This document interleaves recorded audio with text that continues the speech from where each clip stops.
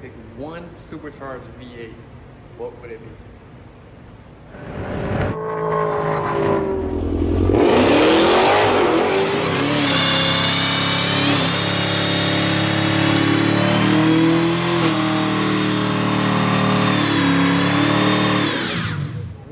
Going on YouTube, I am back with another video, and I got a very good topic. I had been waiting to do this topic for a while because I get the question all the time: what is the best V8 to start with, supercharged V8 to start with if I want to go fast?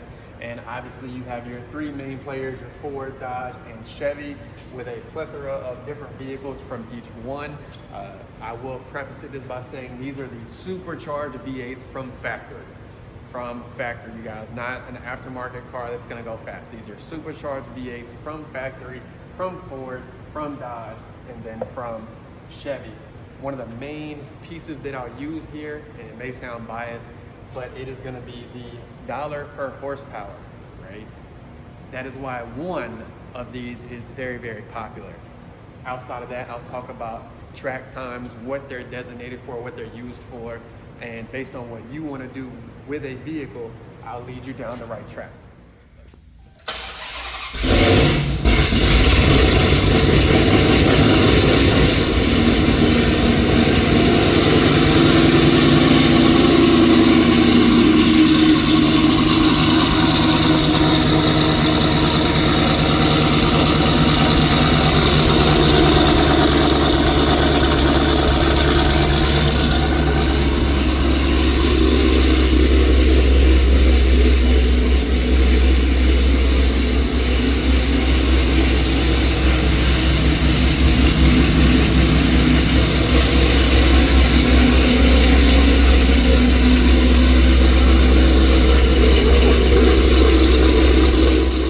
Just going through every supercharged V8 that they have, what's the average cost, and the horsepower output for each vehicle. So number one, from Ford, you have the Mustang GT500. Now, I'll say this is the only Mustang I would ever buy. I'm not gonna lie to you. It puts out 760 horsepower, that is a crank, and they average about $100,000, which is a lot for a Ford Mustang, in my opinion, but that is the average cost. Then you actually have a truck, right? We have the Raptor R, or Shelby Raptor R supercharged V8, puts out 720 horsepower, and those have been averaging at about 109,000. So nothing from Ford supercharged is gonna be less than 100K. That's kind of wild to think, and that's what kind of steers a lot of people away from them. Obviously, you gotta be a Mustang guy to like a Mustang, but you can get a 5.0, and I didn't say this video was about that, but you can get a 5.0 with way more horsepower really, really quickly building one of them. Then you have Dodge. Dodge took over the supercharged market, not gonna lie. You have your regular Hellcat that has 707 to 717, which averages about 65K now, which is insane for a supercharged V8. You have a Hellcat Red Eye, 797 horsepower for an average of 72,000. Hellcat Superstock, really rare, 807 horsepower for 90K. A Hellcat Jailbreak, 807 horsepower for 85,000. You got your two Demons, your 2018 Demon, 840 on E85, average about 120,000. Your Demon 170, 1,025, which is wild, 1,000 horsepower from the dealership factory, 160K average, and then of course everybody's favorite, your Track-Off, 707 horsepower for on average 80,000. Now, you're gonna be like, well, they have more options. They have this, Dodge has that. Yes, I get it. It is why it is so attractive for most people to go with Mopar, just because there is such a wide variety or a wide range of supercharged V8s. They have the Charger, the Challenger, the Track-Off, now the TRX. I did not include the TRX just because it's governed at 120, I believe. Quote me if you got TRX. That is a supercharged V8, but I did not count that. But you have a whole lot of vehicles to choose from. So you're gonna see them a lot more on the street. They're gonna become a lot more popular. Chevy, you got your big three. You have your ZL1, again, ZL1, 1LE, all these packages. Your Z06 and ZR1. Your ZL1 Camaro, 640 horsepower, 72,000, not too bad. Your Z06, 640, 70,000. Again, not bad for the horsepower you're getting, and of course, the Z06 looks crazy. Then your outlier, your ZR1, very, very rare car, 755 horsepower, but the market for those are insane. They're almost $200,000, they're $187,000 now. If I found one that was way cheaper, yes, I'd love to have one, but for $200K, there's a lot of car you can get for $200K, including a Demon with almost twice the horsepower, not almost twice, but time and a half the horsepower, right? So those are your three brands of options when it comes to your supercharged V8.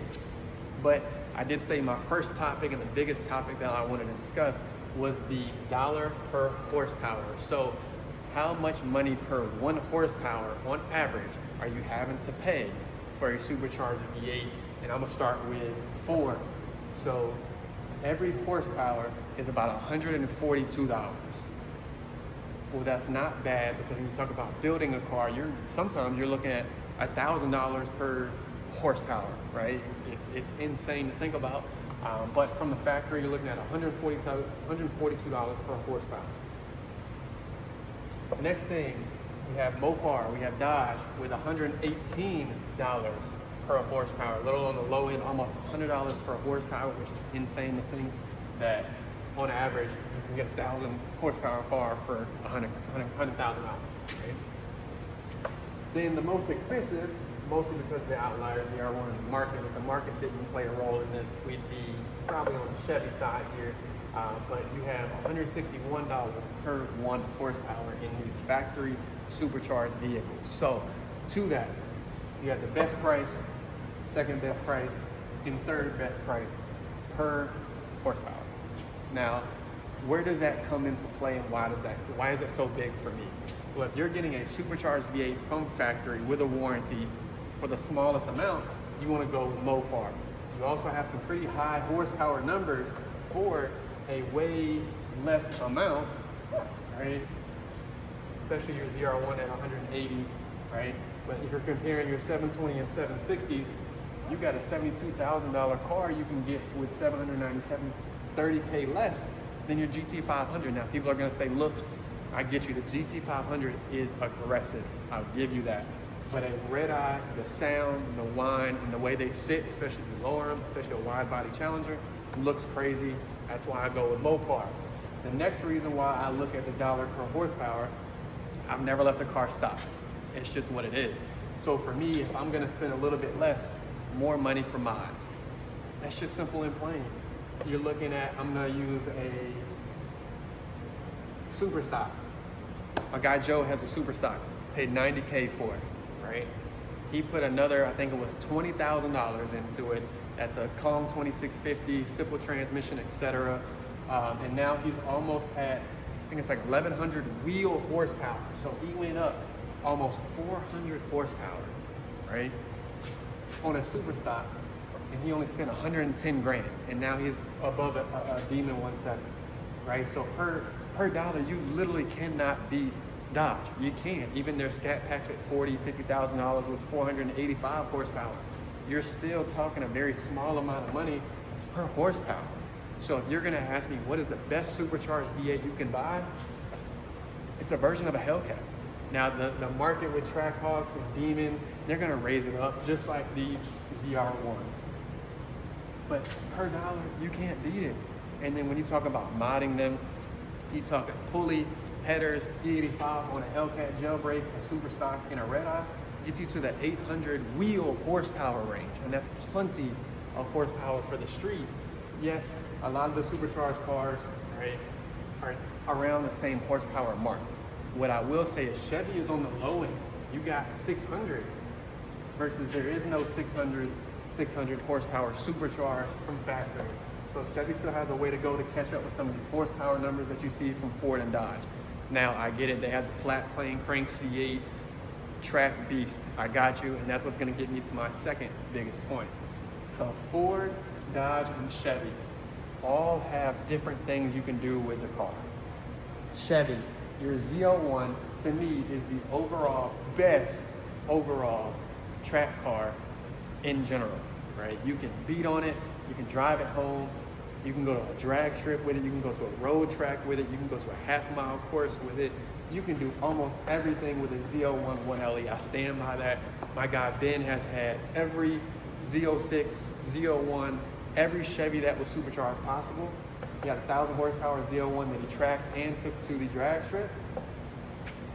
Can't beat it, I'll be honest, and this is coming from a Mopar guy, right? You don't see a lot of super stocks, red eyes, jailbreaks, demons, anything like that go outside of the drag strip. Yes, I know Mopar is built for a straight line, I got you, but when you talk about universal, let's think about what we want to do with the car. Your ZL1 can do the best of both worlds. Track, drag strip, road course, whatever you want to call it. Then you have Mopar, right? Straight line cars. Nothing more, nothing less. Yes, there's people that probably use them for other reasons. I got you. But drag strip cars, that is what they do outside of drifting, right? We're talking drag strip only cars. Then your Mustangs, known for wrecking your crowd killers, right?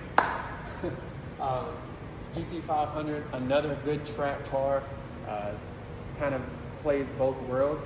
It's just they haven't really dialed into one specific thing. They have the Mustang GTD now that goes out to road courses or like actual track courses. But for me, they're kind of the outlier that's just there. They're present. I'm not downing Ford if you own a Mustang, but they're just there when it comes to the supercharged V8. They're just there to be fast, to compete with Dodge and Chevy. Again, you have your drag strip cars, and then you have your track cars. Now to that, your Z06 and ZR1s you may see at a drag strip, but mainly your Z06s are going to be built. Your older body ZL1, some of your new ones are crazy fast in the grudge racing world, but these are your two cars that you'll see at a drag strip, and this is the car you'll see at a road track. Drag strip. It's my second point. Based on what you want to do, you want to go fast in a straight line, you go Dodge. If you want to go to a road course or a track course, you go Corvette. You want to be able to do all of those 2 or 3 things, you go ZL1. Simple and plain, that is my opinion. I have owned everything but a super stock and a jailbreak and a Demon 170 and a Demon. I've owned almost every version of a Hellcat you possibly could have, Challenger, Charger, etc. Never owned a Mustang, but I do know Cobra Ken, my guy, has a very nice GT500. He's also had Corvettes. Now he's over on the Mustang side of things. I should call him and ask him what he thinks, but I guarantee you he'll say a Corvette is way better than a Mustang. So that's my point 2. Let me know what you think in the comments. My last point, when we talk about what is the best supercharged V8, we talked about dollar per horsepower, we talked about what the cars are capable of, right? You kind of have one-trick pony, two-trick ponies, the ability to do everything. The last point is very, very simple. Looks, aggressiveness, has the body style changed, modifications, cosmetic-wise, what's the aftermarket availability? 1. The Mustang GT500 is very, very aggressive looking from factory. You're talking about canards, vented hoods, carbon wheels, crazy. I would put this in the red and white in the top 3 American muscle cars, looks-wise and aggressive-wise, period. No way around it. Then you have the ZL1 1LE track package with the big wings, the 1LE wheels. It looks good in all black. I have yet to see another one that looks good that's not all black. So I'm gonna put this one 3rd. And then you have your Hellcats. So I'm gonna specifically take out 2. You have your Demon and Super Stock. They're kind of the same car. They have the same style rims, etc. Just a little bit different in horsepower. They're just a wide body Challenger with a badge, motor, etc. So I'm gonna take those 2 out. And I'm going to talk about the Demon 170 and just your regular Hellcat, whether it's narrow body or a wide body. 1, the look and the aftermarket capabilities on the Mopars, there's everything. You guys have seen people race out Mopars, you got colored lights, you got everything you can think of now. Yes, you can do those with some ZL1s, I got you, but these are known for it, right? So your aftermarket world is very, very large, again, which is why it's probably more popular. You can see with social media, a lot of people get a Hellcat and blow up, right? It's what people want to see. People want to see Hellcats doing burnouts, drifting, going to the drag strip, going fast. That's what they're meant to do. Your Corvette Z06 world is somewhat smaller, and this is coming from me having a Z06 in a tuxedo. The modification world is kind of slim. as far as cosmetic wise. You have your carbon fiber, you have your cleaner looks. There's not many people out there putting a bunch of different color lights in the headlights and all kinds of stuff when it comes to your Chevy realm. Not to say that there isn't any of that, but it's a lot less, which is why you see again Dodge leading the way once more. Those are my 3 points. So what do you think my best advice is, or what do you think my supercharged V8 would be? Of course, it's gonna be a Moquad. If it were my car, I'd go grab a Hellcat Super Stock, $90,000, put $20,000 in it, have 1,100 wheel horsepower, have a bunch of aftermarket parts and wraps and all sorts of things that I can do to it, and come out way less than 160 with way more horsepower. Why not do it? Outside of that, you guys let me know, what supercharged V8 do you think is best? What modifications would you do? And if you had to choose between, what are you grabbing first if it was free from the dealership?